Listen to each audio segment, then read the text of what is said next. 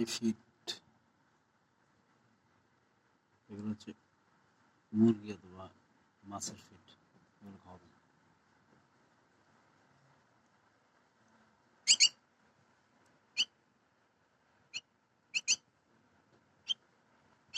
একটু বড় হইলে পরে এভাবে খাইতে পারেন অথবা এইভাবে ভিজিয়ে ভিজিয়ে খাবেন।